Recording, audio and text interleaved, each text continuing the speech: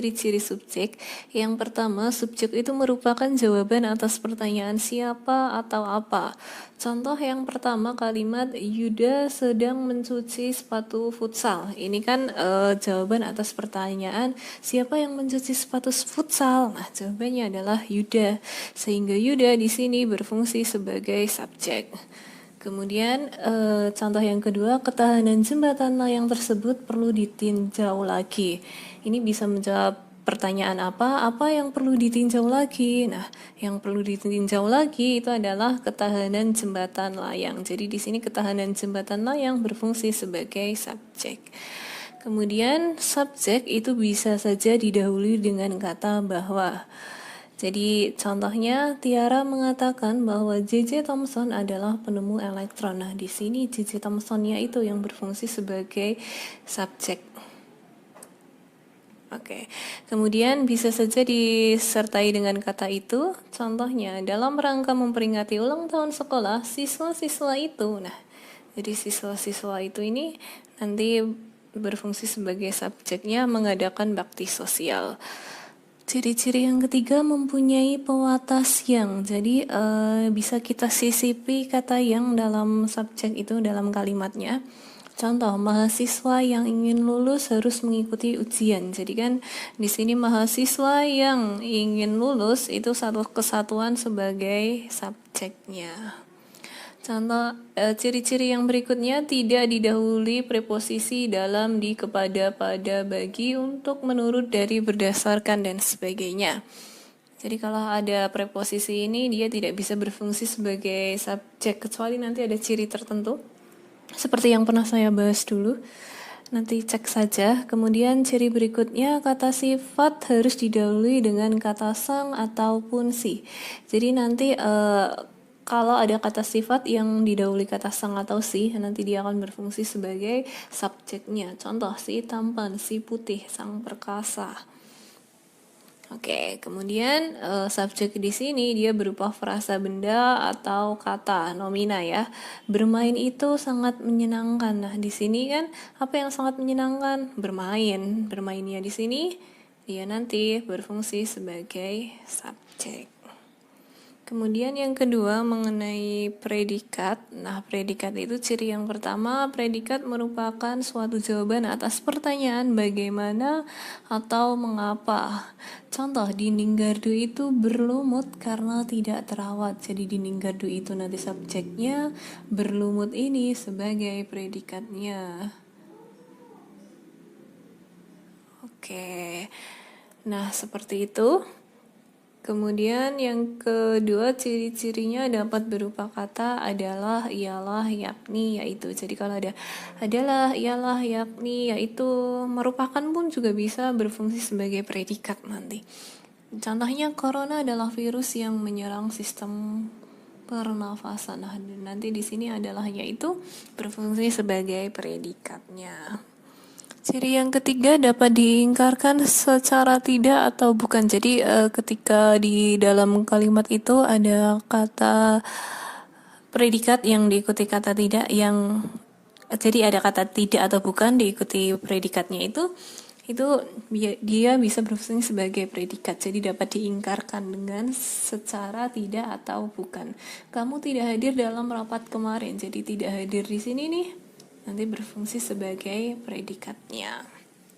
Ciri yang keempat dapat didahului dengan keterangan akan, selalu, sedang, hampir ya, seharusnya, sebaiknya, seyogyanya, selayaknya, mesti, dan lain-lain. Contohnya, Rizky sedang mencuci motor di halaman rumah. Di sini sedang mencuci, berarti predikatnya sedang mencuci. Kemudian tidak dapat didahului menggunakan kata yang. Jika didahului yang, maka kalimat berubah fungsi jadi perluasan subjek. Jadi kalau di depannya sebelum predikat itu ada kata yang apa, nah itu nanti yangnya akan berfungsi sebagai perluasan subjek. Jadi tidak bisa dia diidentifikasikan sebagai predikat kalau posisi yangnya itu sebelum predikatnya tersebut. Kemudian ciri yang berikutnya dapat berupa kata benda, kata sifat, kata kerja, atau bentuk suatu bilangan numerial ya. Gadis itu cantik. Nah kan, harga pensil itu Rp10.000. Nah ini adalah contoh predikat yang berupa bentuk suatu bilangan. Jadi harga pensil itu sebagai subjek, Rp10.000 itu berupa predikat. Karena predikat dapat juga berfungsi atau bertindak sebagai bentuk suatu bilangan. Oke, kemudian di sini ada objek dan pelengkap. Kadang banyak yang bingung untuk membedakan objek dan pelengkap. Di sini ciri-ciri objek yang pertama, dia akan berada langsung di belakang predikat. Tony membelikan Ani tas baru. Jadi di sini Tony subjek, membelikan predikat Ani. Nah ini kan di belakang predikat kan, berarti Ani adalah objeknya. Nah bagaimana dengan tas baru? Kita lihat ke ciri pelengkap nih. Pelengkap itu dapat terletak di belakang predikat maupun di belakang objek ya. Nah saya menggunakan kalimat yang sama dengan kalimat yang di objek tadi. Tony membelikan Ani tas baru. Tadi kan Aninya itu sebagai objek. Nah di belakang objeknya ini dia adalah pelengkapnya. Jadi tas baru di sini berfungsi sebagai pelengkap. Ciri yang kedua, untuk objek tidak didahului oleh preposisi. Jadi nanti di antara predikat dan objek itu tidak dapat disisipkan preposisi.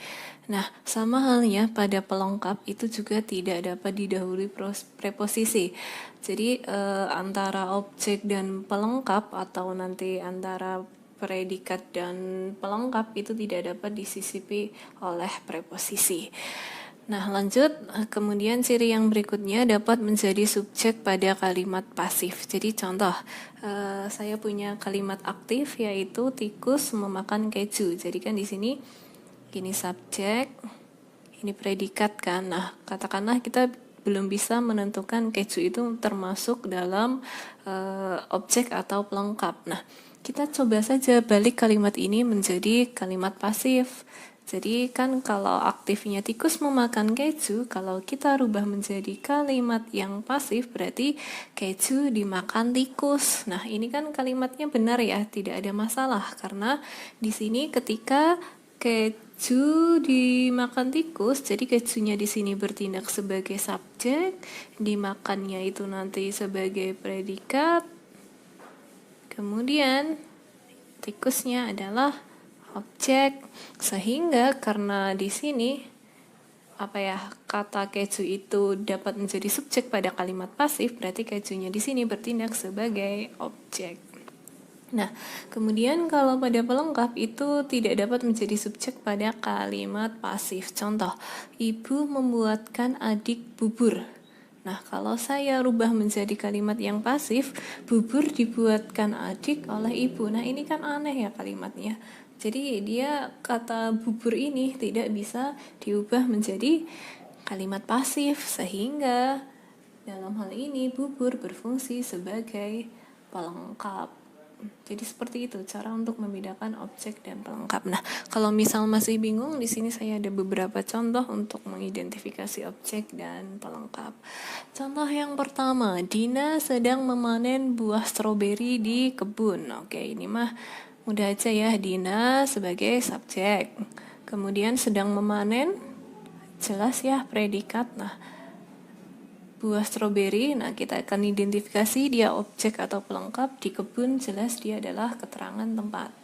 Oke, caranya bagaimana? Balik sajalah, kita akan coba ubah kalimat ini menjadi kalimat yang pasif. Nah, buah stroberi sedang dipanen Dina di kebun. Nah, jadi tidak masalah ya ketika dia dibalik, berarti buah stroberi dalam hal ini berfungsi sebagai objek. Nah, yang berikutnya, Dina sedang belajar memanen buah stroberi. Oke, Dina jelas sebagai subjek, sedang belajar memanen itu adalah predikat. Nah, kita akan tentukan nih buah stroberi di kalimat ini itu sebagai objek atau pelengkap. Kita ubah saja ke kalimat pasif. Buah stroberi sedang belajar dipanen. Dina, buah stroberi sedang belajar dipanen. Masa buah stroberinya sedang belajar? Nah, ini kan aneh kan? Jadi, karena dia tidak tepat, tidak bisa kita ubah menjadi kalimat yang pasif, berarti buah stroberi dalam konteks kalimat kedua ini berfungsi sebagai pelengkap. Contoh yang ketiga, botol itu berisi parfum. Botol ini berisi parfum, oke. Botol ini subjek, berisi predikat, parfum. Kita ubah saja, parfum diisi botol. Ini tidak bisa ya. Biasanya kalau ada predikat yang ada imbuhan ber, itu kata berikutnya dia bertindak sebagai pelengkap. Oke, jadi parfum di sini sebagai pelengkap bukan sebagai objek. Kemudian contoh yang berikutnya, pemerintah memberikan rakyat miskin bantuan langsung tunai. Oke, pemerintah jelas subjek, memberikan predikat. Oke, rakyat miskin. Nah, kita akan coba nih, ada rakyat miskin sama bantuan langsung tunai. Nah, rakyat miskinnya kalau kita anggap dia sebagai objek, kita ubah nih menjadi kalimat yang pasif. Rakyat miskin diberikan pemerintah bantuan langsung tunai. Jadi benar ya, rakyat miskin diberi pemerintah bantuan langsung tunai. Nah, tapi kalau bantuan langsung tunai kita ubah nih menjadi kalimat yang pasif, berarti bantuan langsung tunai diberikan rakyat miskin, diberikan pemerintah rakyat miskin. Nah, itu kan aneh ya. Sehingga karena tadi yang bisa diubah menjadi kalimat pasif itu adalah rakyat miskin ya. Jadi rakyat miskin ini bisa bertindak sebagai subjek di kalimat yang pasif. Rakyat miskin berfungsi sebagai objek, bantuan langsung tunai nanti sebagai pelengkap. Kemudian Bu Rahmi berjualan ketupat tahu. Bu Rahmi subjek, berjualan predikat ketupat tahu.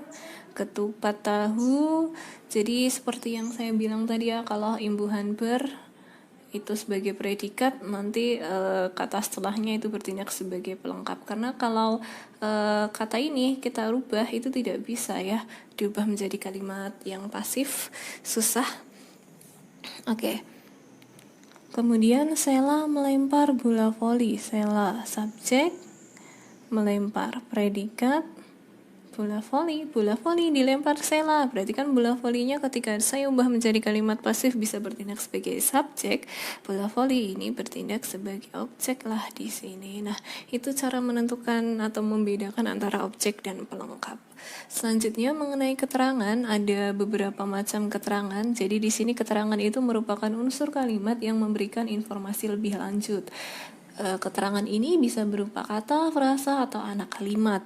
Nah, keterangan yang berupa frasa itu nanti ditandai dengan preposisi seperti kata di, ke, dari, dalam, pada, kepada, terhadap, tentang, oleh, untuk, dan sebagainya.